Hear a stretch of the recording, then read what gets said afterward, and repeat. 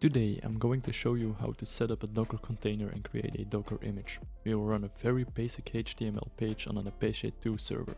Let's get into it. First of all, we need to install Docker. After we've installed Docker, we're going to enable it on reboot. And we will give our user the admin rights, so we don't need to type sudo in front of every command.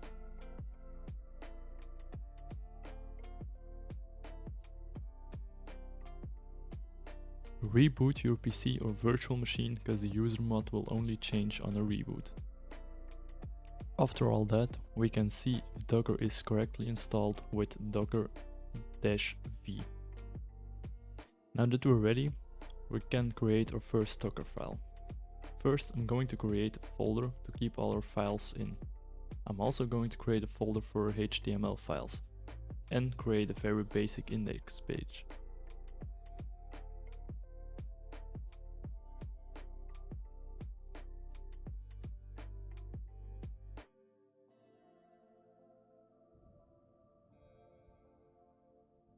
If we have our folder set up, we can create our Docker file. In the Docker file, we will tell Docker what we want our container to do.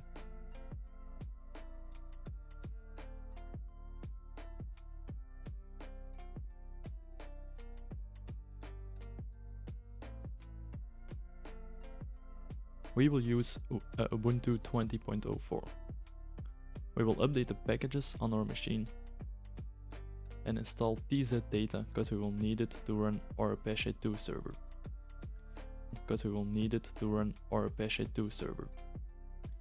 In the next line, we set our system variable for our TZ data to Europe Brussels. Now we install apache2.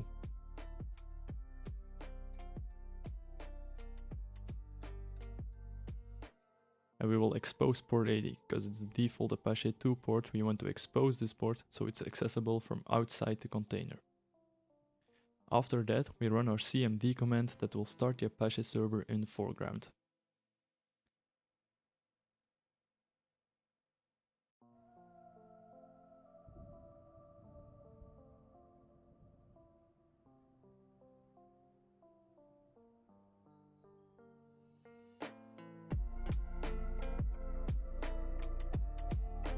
That's it.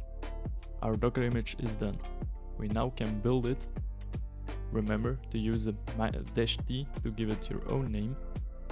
Don't forget the dot at the end of the line to specify that the Docker file is in the current directory. Now that we have the image, all we need to do is create a Docker container. Important, don't forget a -d or your container. It will run in the foreground and you can't use your terminal anymore. We give it a custom name and we will connect our HTML folder to the apache2 HTML folder in the container.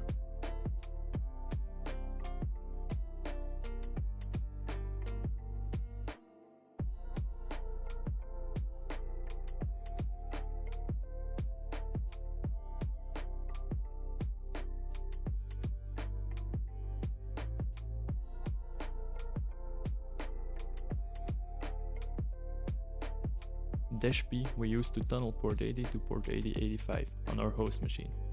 And last, give the image you just built.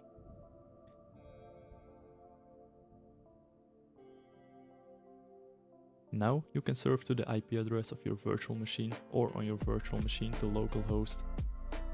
Don't forget to add port 8085 at the end of your IP address to see your website.